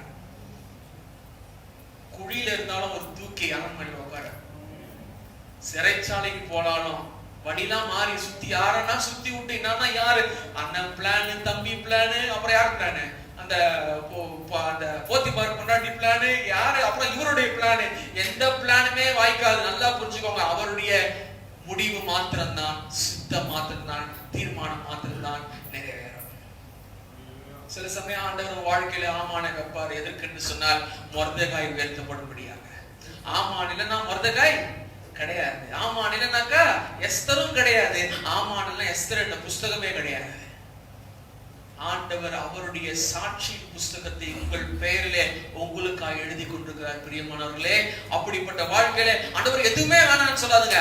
ஆமானுக்காக கர்த்தரை ஸ்தோத்திரம் பண்ணுங்க. ஏன்னா அந்த ஆமான் ஒரு குறிப்பிட்ட காலத்துல இங்க இருக்கிறவன தூக்கி அவன் வாயிலேயே சொல்லி அவன் என்ன பண்ணுவான், உயர்த்துவான். மாத்திரமல்ல, அவன் செத்து கூட உங்களுக்கு வாழ்வை தருவான். ஏன்னா சில சமயம் ஆண்டவர் பிசாசுடைய சோதனைகளை வைத்து கூட ரெட்டிப்பான ஆசீர்வாதத்தார் அவர் வல்லவராக இருக்கிறார். பிசாசு சோதிக்கிறான்ப்பா, என்னப்பா அது ஒரே சோதனை. ஆண்டவர் வேற நம்மளுக்கு எதிர சுத்தி இந்த என்னத்தை எடுத்துட்டாரு, வேலி என்ன பண்ணிட்டாரு, எடுத்துட்டாரு. நம்ம போல உத்தமம் எவனுமே கிடையாது, நம்ம வாயில கூட பாவமே செய்ய மாட்டோமே அப்படின்னு சொல்லிட்டு யோசிப்பேர் என்று சொன்னார். ஒன்று மாதம் புரிந்து கொள்ளுங்க, சாத்தானின் சோதனை உங்களுக்கு தேவை. அதுக்காக சோதனை பண்ணுங்க. ஏன்னா அந்த சோதனையிலிருந்து தப்புவிக்க விடுவிக்க அவர் வல்லவராக இருக்கிறார். எதற்காக? அவர் நாம மகிமைப்படும்படியாக. மாத்திரமல்ல, சில சமயம் எரிகிற அக்கனி சூளைக்கு ஆண்டு கொண்டு போவார். நன்றி செலுத்துங்க, ஏன்னா ஒரு ராஜா உங்களால மனம் திரும்ப போறார். அநேக ஜனங்கள் உங்களுடைய தேவனை பற்றி அறிந்து கொள்ள போகிறார்கள். நான் கஷ்டப்படுறேன், நான் எரிந்து கொண்டிருக்கிறேன் நினைக்க வேண்டாம். ஒன்று மாத்திரம் புரிஞ்சுக்கோங்க, நீங்க எவ்வளவு எரியுறீங்களோ எவ்வளவு பிரகாசமா இருப்பீர்கள். சூரியன் எவ்வளவு பிரகாசமா இருக்குது, ஏன் அது எரிந்து கொண்டே இருக்கிறது. இந்த தேவ பிள்ளையாக நான் என்னுடைய சூழ்நிலை அக்கினி போன்ற சூழ்நிலை இருந்தாலும் சரி, நான் ஆராதிக்கிறவர் என்னை அந்த தப்பு வைப்பது மாத்திரமில்லாமல், என்னை தப்பு வைத்து விடுதலை ஆக்குறது மாத்திரமில்லாமல், என்னை சாட்சியாக அவர் வைப்பார். சாட்சியாக வச்சுட்டா போதுமா? இல்ல, ப்ரமோஷன் தராரு, உயர்த்துகிறார். ஆண்டவர் சிங்கத்தின் கவி கூட அவருக்கு சில சமயம் தேவைப்படும். எதற்காக? ராஜாவுக்கு தெரியணும் யார் உண்மையான விசுவாசி சொல்லி, யார் உண்மையான தேவ மனிதன் என்று சொல்லி ராஜாவுக்கு காண்பியாக இந்த மனிதனை கர்த்தர் எங்க அனுப்புறார்? தானியேல சிங்ககபில போனாலும் சிங்ககில வாய் கட்டி போட அவர் வல்லவராக இருக்கிறார். ஏன்னா நான் அவருக்கு ஆராதனை செலுத்துறேன், நான் அவரை நம்பி இருக்கிறேன். அவரையும் அல்ல, அவர் ஒருவரையே நம்பி. அவர் சில சமயம் பொல்லாத மனிதருடைய பேச்சுக்களை நம்மை பற்றியும், நம்முடைய பரிசுத்தத்தை பற்றியும், நம்முடைய தேவனை பற்றியும் மற்ற மனிதர்கள் பேசுகிறதை நம் காதுகளில் கேட்கும்படி செய்யும். தாவீதுடைய வாழ்க்கையில அவன் கேட்கிறான், கோலியாத் என்னமோ பேசுறான், ஆனால் அந்த பேச்சை அவன் கேட்கும் என்று சொன்னான். இவர் என்ன, தாவீது என்பது சாப்டர் நீ கிடையாது. கோலியாத் பேசுகிற சில தூஷணமான வார்த்தைகள் நமக்கு என்ன பண்ணும், கேட்க வேண்டும் என்று சொன்னால் அப்பதான் சொல்ல முடியும், இஸ்ரவேலின் தேவனாகிய கர்த்தருடைய சேனைகளின் தேவனாகிய கர்த்தருடைய நாமத்துல வருகிற நான் என்று சொல்லி நிறைய இருக்குது. ஆனா கர்த்தர் ஒரே ஒரு குழாங்கல்னாலே அவ்வளவு பெரிய ராட்சதனை கர்த்தர். அப்பா நான் சும்மா கொஞ்சம் சொல்றேன், இன்னும் நிறைய காரியங்கள் வேதத்தை வாசிப்பேன் சொன்னால் தெரியும். தாவீதை உயர்த்துவது மெய்ப்பன் சாதாரண இடையனாய் இருக்கிறான், கடையனான ஒரு கடைசி கடைக்குட்டியா இருக்கிறான். ஒண்ணுமே கிடையாது, யாருக்கான மதிகளை யாருமே இவருக்கு அவங்க வீட்டுல ஒரு பெரிய விருந்து ஆயத்தம் பண்ணப்படுகிறது. அந்த ராமாவில் இருக்கக்கூடிய அநேக ஜனங்களுக்கு அவன் வீட்டுல ஒரு விருந்து இருக்கிறது என்கிறதை அவர்கள் நன்றாய் அறிந்து கொண்டு சாமியலுக்கு எதிர்கொண்டு வராங்க. ஆனா இவங்களுக்கு ஒண்ணுமே தெரியல. நிறைய பேருக்கு வீட்டுல என்ன நடக்குதுன்னே தெரியாது. நல்லா புரிஞ்சுக்கோங்க, அதான் காதி கவலைப்படாதுங்க. ஆண்டவருக்கு தெரியும் நீங்க யாரு, எங்க இருக்கிறீங்க, எங்க வந்து உங்களுக்கு கொடுக்கணும். அதனால இங்க வருவோம். இங்க பாத்தீங்கன்னாக்கா நீங்க அப்ப என்ன பண்ணக்கூடாது, அசுத்தமான மிருகத்தின் வழியாக கர்த்தர் அவனை போஷிக்கிறார். சில சமயம் ஆண்டவர் பிசாசை வைத்து கூட நம்முடைய ஜெபங்களுக்கு பதிலளிக்க உள்ளவராக இருக்கிறார். ஏன்னா அவன் ஒரு பிளான் போடுறான். என்ன பிளான் போடுறான்? இயேசுவை சாகடிக்கணும், இயேசுவை கொலை பண்ணணும், அநேக புறஜாதிகளை ஏவிவிட்டு சொந்த ஜனங்களை ஏவிவிட்டு கொலை பண்ண வேண்டும். அவன் ஒரு பிளான் போடுறான். எல்லாமே பிளான் படிதான் நடக்குது. அவர் அடிக்கப்படுகிறார், அவர் நொறுக்கப்படுகிறார், ரத்தம் சிந்துகிறார், வாரில் அடிக்கப்படுகிறார், தலையில முக்கிரிடும், விழாவை கையில 2 கைகள்ல கால்களை கத்தி தலையில முக்கிரிடும், அவன் வயிற்றுல ஈட்டியும் கடைசியா போயிடுது. எல்லாமே அக்கார்டிங் டு தி பிளான். அவனுடைய பிளான் இருக்குது, பிசாசுடைய பிளான் இருக்குது. அங்க அவன் எல்லாம் முடிஞ்சிச்சுன்னு நினைக்கும் பொழுது அவரே சொல்லிடுறாரு எல்லாம் முடிந்தது என்றாரு. பிசாசு நினைச்சு ஓகேப்பா அவர் சாப்டர் க்ளோஸ் ஆண்டவர் நினைச்சாரு எல்லாம் முடிந்தது என்கிற அந்த வார்த்தையில கர்த்தர் கிருபையை துவங்கி வைத்தார். எல்லாம் முடிந்தது என்கிற வார்த்தையில கர்த்தர் சமாதானத்தை துவங்கி வைத்தார். எல்லாம் முடிந்த அந்த ஒரு வார்த்தையில கர்த்தர் சாதாரணமான உங்களையும் என்னையும் புறஜாதியும் எல்லா ஜனங்களையும் அப்படி மகா பரிசுத்த ஸ்தலத்துக்கு கொண்டு வர அவர் வல்லமை உள்ளவராயிருந்தார். இன்னைக்கு இயேசு கிறிஸ்து எல்லாம் முடிஞ்சதுன்னு சொல்லலனாக்கா இன்னைக்கு நானும் நீங்க இங்க நிக்க முடியாது, ரோட்ல தான் நிக்கணும். அப்போ பிசாசு கூட வச்சு ஏன்னாக்கா வசனம் சொல்லுது என்னை நோக்கி கூப்பிடு அப்பொழுது நான் உனக்கு உத்தரவு கொடுத்து நீ அறியாததும் உனக்கு கெட்டாதுமான பெரிய காரியங்களை உனக்கு அறிவிப்பேன். ஆராய்ந்து முடியாத பெரிய காரியங்களையும் எண்ணி முடியாத நம்பர் பண்ண முடியாத அதிசயங்களையும் தேவன் செய்கிறார். பூமியின் கடையாந்திரங்களை சிருஷ்டித்த கர்த்தராகிய அநாதி தேவன் எனக்கு நன்மை செய்கிறதுனால, என்னை பலப்படுத்துறதுனால, என்னை ஆசீர்வதிக்கிறதுனால அவர் என்ன பண்ண போறதில்லை, சோர்ந்து போவதில்லை. ஏன் இலைப்படைவதும் இல்லை. இதை நீ அறியாயோ, இதை கேட்டதில்லையோ, அவருடைய புத்தி ஆராய்ந்து முடியாது. சோர்ந்து போகிறவனுக்கு அவர் பலன் சத்துவம் இல்லாதவனுக்கு அவர் சத்துவத்தை பெருக பண்ணுகிறவராய் இருக்கிறார். கர்த்தருக்கு காத்திருக்கிறவர்களோ புது பலன் அடைந்து கழுகுகளை போல சிந்தைகள் அடித்து அவளை உயர எழுப்புவார்கள். அவர்கள் ஓடினாலும் விளைப்படையார்கள், நடந்தாலும் சோர்வடையார்கள். முந்தினவைகளை நினைக்க வேண்டாம், பூர்வமானதை சிந்திக்க வேண்டாம். அவர் சொல்றார், இதோ நான் புதிய காரியத்தை செய்கிறேன், அது எப்பொழுதே தோன்றும். வனாந்திரத்திலே வழியும் அவாந்திரவில் ஆறுகளையும் உண்டாக்குவது நீ அல்ல, உன் பலன் அல்ல, நீ ஒரு பராக்கிரமம் அல்ல, நான் என்று அவர் சொல்கிறார். நினைக்கிறதுக்கும் வேண்டிக்கிறதுக்கும் மிகவும் அதிகமாய் வெளியல்ல, நமக்குள்ளே கிரியை செய்ய வல்லமையாக இருக்கிற அவருக்கே சபையிலே கிறிஸ்து இயேசுவின் மூலமாய் தலைமுறை தலைமுறைக்கும் சதா காலங்களிலும் மகிமை உண்டாவதாக. ஆமென், ஆமென். அவர் போஷிப்பார், போஷித்திருக்கிறார், அவர் போஷித்துக் கொண்டிருக்கிறார், அவர் போஷிப்பார். அப்போ பாத்தீங்கன்னா இங்க அவர் போஷிக்கும் பொழுது என்ன நடக்குது அப்படின்னு பாத்தீங்கன்னாக்கா அவர் சொல்றாரு, உன்னை பராமரிக்கும்படி அங்கே ஒரு இருக்கிற விதைக்கு கட்டளையிட்டேன். ஆண்டவர் இப்படிதான் போஷிக்க போறாரு அப்படின்னு தெரிகிற வரைக்கும் நீங்க இதுவா அதுவா அதுவா இதுவா இதுவா அதுவான்னு பார்த்துட்டே இருப்பீங்க. அப்படி பார்க்காதுங்க, கரத்தை பாருங்க, அவருடைய இருதயத்தை பாருங்க, அவர் கண்களை பாருங்க. கரத்துல நீங்க தான் இருக்கிறீங்க, கண்கள்லயும் நீங்க தான் இருக்கிறீங்க. இருதயத்தையும் உங்களை பற்றி தான் யோசித்து இருக்கிறாரு. கரங்களை வரைத்திருக்கிற கண்ணின் மணியை போல காத்து கொண்டிருக்கிறாரு. இருதயத்தை உங்களை ஒரு நாளும் அவர் பற்றி கொண்டிருக்கிறார். என்ன பண்றாரு, கட்டளையிட்டார். 10ஆம் வசனத்துல பாத்தீங்கன்னாக்கா ஆண்டவர் வாக்குத்தத்தம் கொடுக்கிறாரு, பஞ்ச காலம் தீரும் மட்டும் என்ன பண்ணாரு, போஷிக்க போறேன்னு சொல்றாரு. கேட்ட உடனே அவர் என்ன பண்ணல, ஆமென் அல்லேலூயா அப்புறமா போயாண்டு போல. 10ஆம் வசனத்துல அப்படியே அவன் எழுந்து சாரிபாத்துக்கு போனான். பிரச்சனை என்னன்னு தெரிஞ்சிச்சு. ஆண்டவர் தான் உங்களுடைய ஆதாரம் என்பதை புரிந்து கொண்டீர்கள். இப்ப என்ன பண்ணணும், கீழ்ப்படியணும், கீழ்ப்படியணும். என் சொல்லுக்கு கீழ்ப்படிந்தபடியால் உன்னை எப்படி ஆசீர்வதிப்பேன்னு சொல்லி ஆண்டவர் அதே வார்த்தையை சொல்லுறாரு. கீழ்ப்படிய வேண்டும், வார்த்தைக்கு கீழ்ப்படிய வேண்டும். நிறைய பேருக்கு, நிறைய கிறிஸ்தவர்களுக்கு, நிறைய விசுவாசிகளுக்கு என்ன விருப்பம்னா வாக்குத்தத்தமான வார்த்தைகளை காதலை கேட்க வேண்டும், அதுக்கு ஆமென் போடணும், அதுக்கு அல்லேலூயா போடணும், அதுக்கு தோத்திரம் போடணும், அதுக்கு பிரைஸ் அலாட் சொல்லணும். ஆனால் நிபந்தனைகளை நிறைவேற்ற நிறைய பேருக்கு பிடிக்கல, அதுக்கு கீழ்ப்படி நிறைய பேருக்கு பிடிக்கல. இவன் கீழ்ப்படினாக்கா, சாரிபாத்துக்கு அவன் போகலனாக்கா, விதவையை பார்க்கலனாக்கா கர்த்தர் எப்படி அவர் வாக்குத்தத்தை நிறைவேற்றுவார்? கர்த்தர் வாக்குத்தத்தத்தை நிறைவேற்ற வேண்டும் என்று சொன்னால் நான் அவருக்கு கீழ்ப்படிய வேண்டும், நான் அவருக்கு கீழ்ப்படிய வேண்டும். 10ஆம் வசனத்துல பாத்தீங்கன்னாக்கா அந்த பட்டணத்தை ஒளிவு முக வாசலுக்கு அவன் வந்த போது அங்கே ஒரு விதவை விறகு பொறுக்கி கொண்டிருந்தால் அவன் அவளை பார்த்து கூப்பிட்டு தண்ணி கொஞ்சம் எத்தனோமா அப்படின்றாரு. தண்ணி கொண்டு வரதுக்கு போகும்போது லைட்டா சாப்பாடு கொடுமான்றாரு. டிஃபன் 2 இட்லி, அப்பங்கள், அது சிங்குலரா கேட்கல, ஒருமையில கேட்கல, பன்மையில கேட்கல. என்னது, அப்பமும் என் கையிலே எனக்கு கொண்டு வா என்றார். அதற்கு அந்த பெண் இருக்கிற மாதிரி சொல்றாப்ல, என்னது, பானையில உருப்படி மாவு, களையத்துல உருப்படி, கொஞ்சம் எண்ணெய், இதுதான் இருக்குது, இதெல்லாம் வேற இல்லை, அதுவும் உனக்கு இல்லை எங்களுக்கு.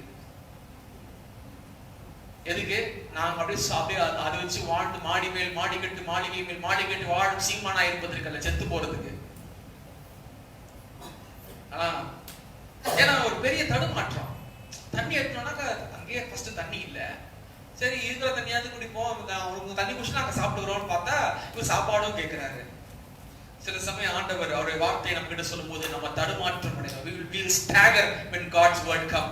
ஏன்னாக்கா நம்மளுக்கு அந்த வார்த்தை எப்படி செய்யணும்னு தெரியல, கீழ்ப்படி எப்படின்னு தெரியல. உடனே அவர் சொல்றாரு 13ஆம் வசனத்துல, எலியா அவளை பார்த்து ஒரே வார்த்தையை சொல்றாரு. என்ன வார்த்தை? கேட்கல. பயப்படாத. இருக்குமே கொஞ்சம் எப்படி நான் தருவேன், பயப்படாத. வீட்டுல கழுக இல்ல, பயப்படாத. சண்டே கறி நாள், கறி, பயப்படாத. எந்த சூழ்நிலை இருக்குதோ இல்லையோ ஒண்ணு மாத்திரம் புரிஞ்சுக்கோ, நான் பயப்பட, பாட்டு மட்டும் இல்ல, பயப்பட மாட்டேன், நான் பயப்பட மாட்டேன். பாட்டு இல்ல, வாழ்க்கை. ஏன்னா நீங்க பயந்துட்டீங்கன்னா நீங்க ஆண்டவர் மேல இருக்கிற விசுவாசத்தை பயம் என்ன பண்ண மேற்கொள்ள, fear overcomes faith. விசுவாசத்தை பயம் மேற்கொள்ள ஆரம்பிக்கும். feelings starts to overcome faith. உணர்ச்சிகள் விசுவாசத்தை மேற்கொள்ள ஆரம்பிக்கும். அப்படி பயமும் உணர்ச்சியும் விசுவாசத்தை மேற்கொண்டால், ஆண்டவர் விசுவாசத்தை உங்கள் வாழ்க்கையில காணாவிட்டால் அவரால் போஷிக்க முடியாது. அப்போ விசுவாசம் பயத்தை மேற்கொள்ள வேண்டும், விசுவாசம் ஃபீலிங்க, உணர்வுகளை, உணர்ச்சிகளை மேற்கொள்ள வேண்டும். so that அப்பதான் ஆண்டவருடைய ஆசீர்வாதத்தை பார்க்க முடியும். 13ஆம் வசனத்துல சொல்றாரு, பயப்படாதே, நீ போய் வார்த்தைப்படி ஆயத்தப்படுத்த. முதல் அந்த முதல் வார்த்தையை மட்டும் நல்லா ஞாபகம் வச்சுக்கோங்க. முதல், அதுல எனக்கு ஒரு சிறிய அடைய பண்ணி இடத்துக்கு கொண்டு வா, அப்புறம் அவனை பண்ணிக்கணும். ஃபர்ஸ்ட். ஏன்னாக்கா ஏன் முதல் அப்படின்னு கேட்கிறாருனாக்கா, அவருக்கு தெரியணும் நீங்க எந்த அளவுக்கு அவருடைய வார்த்தையை நம்பி இருக்கிறீங்க, எந்த அளவுக்கு வார்த்தையை நம்பி இருக்கிறீங்க. ஏன்னாக்கா முன்னாடி படிச்சோம், உபாகம் 8:3 மனுஷன் 54 மாத்திரமல்ல, அவருடைய வார்த்தையுடைய வாயிலிருந்து புறப்படும் ஒவ்வொரு வார்த்தையினாலும் பிழைப்பான். இது அப்பப்போ அங்கங்க பார்க்க முடியும். ஒரு சில வசனம் வாசிக்கிறேன். உபாகம் 11ஆம் அதிகாரம் 25ஆம் வசனம், Proverbs chapter 11 verses 25. நீதிமொழிகள் 11ஆம் அதிகாரம் 25ஆம் வசனம், Proverbs chapter 11 verse 25. உதார குணமுள்ள ஆத்துமா செழிக்கும், எவன் தண்ணீர் பாய்ச்சுகிறானோ அவனுக்கு தண்ணீர் பாய்ச்சப்படும். லூக்கா 6:38. கொடுங்கள் அப்பொழுது உங்களுக்கு கொடுக்கப்படும், அமுக்கி குலுக்கி சற்று நன்றாக உங்கள் வழியிலே போடுவார்கள். நீங்கள் எந்த நாள், நிறைய பேருக்கு இது பிடிக்கும். அமுக்கி நஷ்டம், நிறைய பேர் ஜோமனும்ல, அமுக்கி குலுக்கி சரிந்து விழும்படி வழியில அழகாய் போடுவார்கள். எப்ப போடுவாங்க? முன்னாடி கொடுங்கள், பின்னாடி எந்த அளவுல கொடுக்குறீங்க, அப்பதான் அமுக்கி குலுக்கி மடியில கொட்டுறதுலாம். நமக்கு இந்த கொடுக்கிற பழக்கமும் கிடையாது, அளக்கிற பழக்கமும் கிடையாது. ஆனா அமுக்கி குலுக்கி நான் பப்பா போச்சு உங்ககிட்ட. உண்மையாங்க ஆண்டர் கன்ஃபியூஸ் ஆயிடுவார். இவங்களை வச்சுக்கிட்டு நான் படுற பாட்டு இருக்கு, ஐயோ ஐயோ ஐயோ ஐயோ அப்பா, நான் இவங்களுக்கு ஏன்னா ஏன்னாக்கா இவள் முதலில் தேவனுடைய வார்த்தைக்கு கீழ்ப்படுகிறார், இவள் முதலில் தேவ மனிதனுக்கு அளக்கிறாள், இவள் முதலில் தேவனுடைய வார்த்தையை விசுவாசிக்கிறாள். அப்ப என்ன ஆகும்? என்ன பிரச்சனை கண்டுபிடிச்சாச்சு, ஆண்டவர் தான் ஆதாரம் கண்டுபிடிச்சாச்சு, கீழ்ப்படியும் செஞ்சாச்சு. அடுத்து என்ன? அடுத்து என்ன? ஆசீர்வாதம் தான். என்ன ஆசீர்வாதம்? கர்த்தர் என்ன பண்றாரு? வாசிங்க, அடுத்த வருஷம் வாசிங்க. 16. கர்த்தர் தேசத்தின் மேல் மழையை கட்டளையிடும் நாள் மட்டும் பானையின் மா செலவழிந்து போவதும் இல்லை, கலசத்தின் எண்ணெய் குறைந்து போவதும் இல்லை என்று இஸ்ரவேல் தேவனாகிய கர்த்தருக்கு சொல்லுகிறார். வாக்குத்தத்தத்தை சொல்றார், உடனே கீழ்ப்படுகிறா. என்ன பண்றா? அவள் போய் எலியாவின் சொற்படி செய்தாள். ஊழியக்காரன் கடவுளுக்கு கீழ்ப்படுகிறான், விதவையும் கடவுளுக்கு கீழ்ப்படுகிறார். கீழ்ப்படிந்த மாத்திரம் என்ன நடக்குது? அவளும் இவனும் அவள் வீட்டாரும் அநேக நாள், விதவையும் ஒரு குமாரன் தானே இருந்தாங்க. நம்மள ஆண்டவர் போஷித்தார்னு சொன்னா உருப்படாத சொந்தக்காரன் கூட நம்ம வீடு தேடி வருவோம்.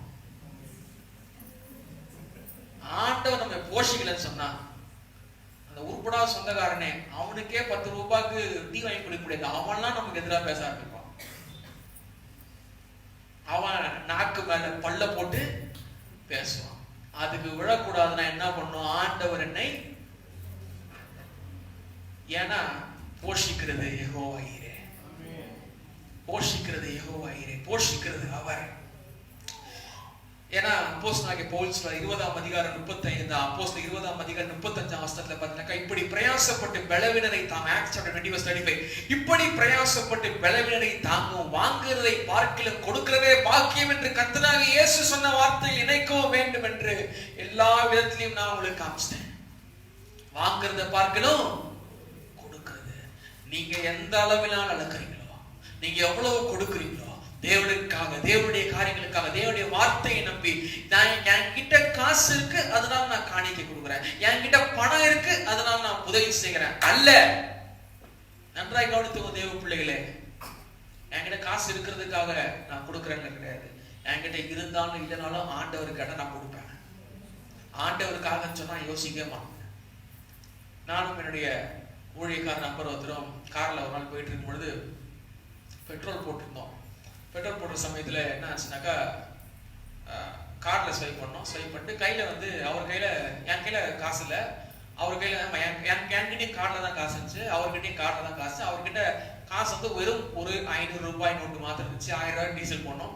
டீசல் போட்டு இருக்கும்போது அங்கே ஒரு வீடு இல்லாத பிச்சைக்காரன் என்று சொல்கிறவர்கள் வந்து யாகம் எடுக்கிறவங்க வந்துதான் வந்துட்டு வந்து, சார் ஏதாவது பசிக்குது சார், ஹெல்ப் பண்ணுங்க. நான் வந்து மேக்ஸிமம் என்கிட்ட இருந்தா கொடுத்தேன், இல்லைனாக்கா இல்லப்பா அப்படின்னு சொல்றேன். அது யோசி. ஆனா என் கூட வந்து கொஞ்சம் மூளை ஜாஸ்தி, அதனால எந்த பாப்பா இந்த பாத்திரம் பருந்து என்ன பண்ணோம், ஏசி போட்டுல அவங்க நான் பேச அவங்களுக்கு கேட்காது, பாத்திரம் பத்தி பிச்சை பண்ணுவேன், இவன் உண்மையானவனா இல்லையா கண்டுபிடிக்கிறேன் அப்படின்னு. சரி லாயராச்சு கண்டுபிடிப்பா அப்படின்னு சொல்லிட்டு விட்டா, கண்ணாடி அடிக்கிட்டு அவன் கேட்டான், சாப்பிட போன மாதிரியா, உனக்கு பசி தானே? பசி தானே, சாப்பிட போன மாதிரியா? எங்க வேணா வரங்கயா. உடனே கண்ணாடி அடிக்கிட்டு, இவன் உண்மையான ஆள் தான், அவனுக்கு கொடுக்கலாம் அப்படின்னு சொல்லிட்டு பர்ஸ் எடுக்கிறா. வெறும் 500 ரூபாய் நோட்டை தவிர வேற ஒண்ணுமே கிடையாது. பெட்ரோல் பங்க்ல எப்பவுமே என்ன இருக்கும்? சேஞ்சு இருக்கும். ஐயா ஒரு 500 ரூபாய்க்கு சில்லறை கொடுனாக்கா அவன் சொல்ற சில்லறையே இல்லை சார். இப்ப என்ன பண்ணோம்? 500 ரூபாய் கொடுக்கலாமா வேண்டாம்?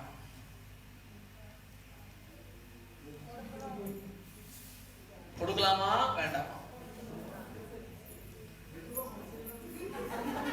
கொஞ்சம் கிழிச்சு கொடுத்துக்கலாமா? மெதுவா எப்படி 500 ரூபாய் அப்படி மெதுவா அப்படி கொடுப்பீங்க? ஓ மெதுவா சவுண்ட் கம்மியாகும்.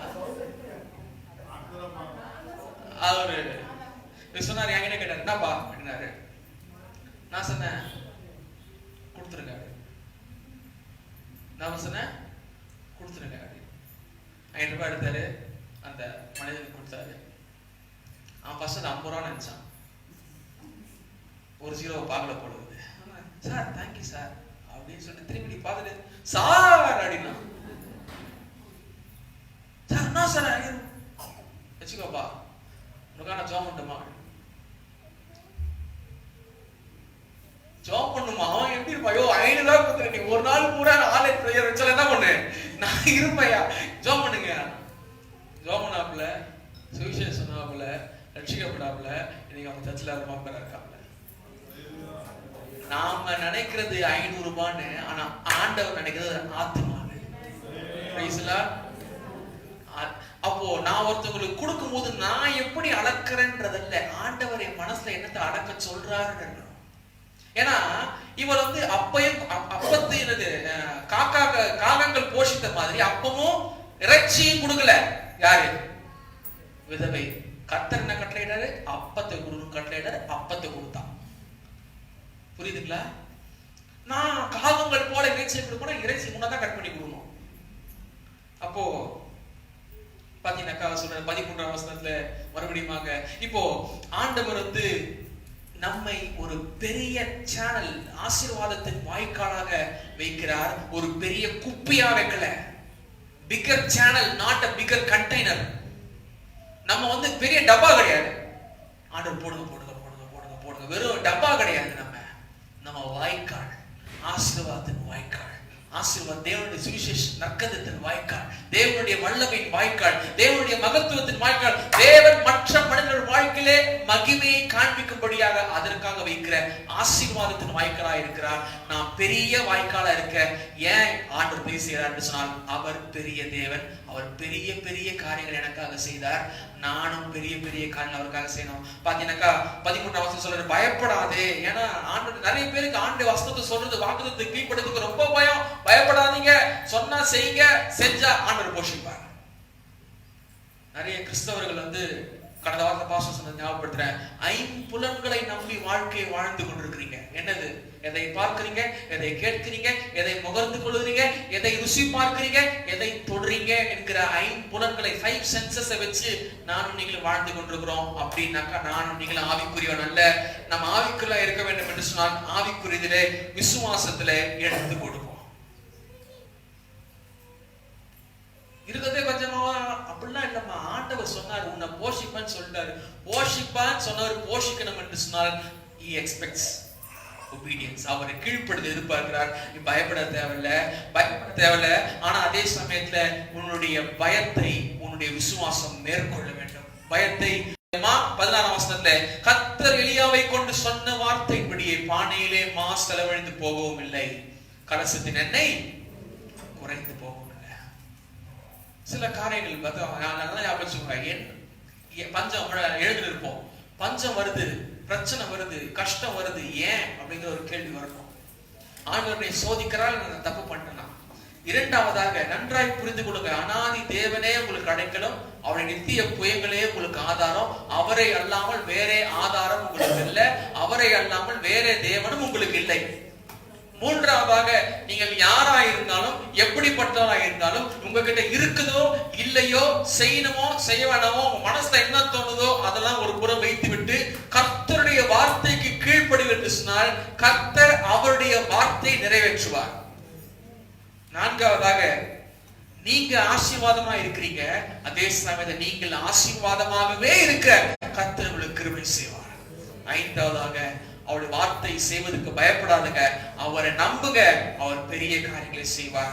ஏன்னாக்கா விசுவாசிக்கிறவனுக்கு எல்லாம் கூடும். விசுவாசிக்கிறவனுக்கு தேவனால் கூடாத காரியம் ஒன்றும் இல்லை, தேவனால் எல்லாம் கூடும் சொல்றாரு. அதே சமயத்தில் சொல்றாரு, விசுவாசிப்பீங்க என்று சொன்னால் தேவனுடைய மகிமையை காண்பீர்கள். விசுவாசிப்பீர்கள் என்று சொன்னால் தேவனுடைய மகிமையை காண்பீர்கள். விசுவாசத்திலே ஒரு ஸ்டெப் எடுத்து நீங்க வைப்பீர்கள் சொன்னால், விசுவாசத்தை நீங்கள் கர்த்தருக்கு என்ற ஒரு காரியத்தை கர்த்தருடைய வார்த்தைப்படி கீழ்ப்படிவீர்கள் என்று சொன்னால் கர்த்தர் உங்கள் விசுவாசத்தை அவர் கனப்படுத்துவாரு. கர்த்தர் உங்கள் நம்பிக்கையை அவர் கனப்படுத்துவாரு. கர்த்தர் மேல் நம்பிக்கையா இருக்கிற மனுஷன் அவன் பாக்கியவான். வசனம் சொல்லுகிறது, உச்சிதமான கோதுமையினால் உன்னை போஷிப்பார், கண்மலையின் தேனினால் திருப்தியாகுவார். அது பஞ்ச காலமா இருந்தாலும் சரி, அது நல்ல காலமா இருந்தாலும் சரி, அது காசு இருந்த காலமா இருந்தாலும் சரி, காசு இல்லாத காலமா இருந்தாலும் சரி, எப்படிப்பட்ட காலமா இருந்தாலும் சரி, போஷிக்க அவரால் கூடாத காரியம் அல்ல.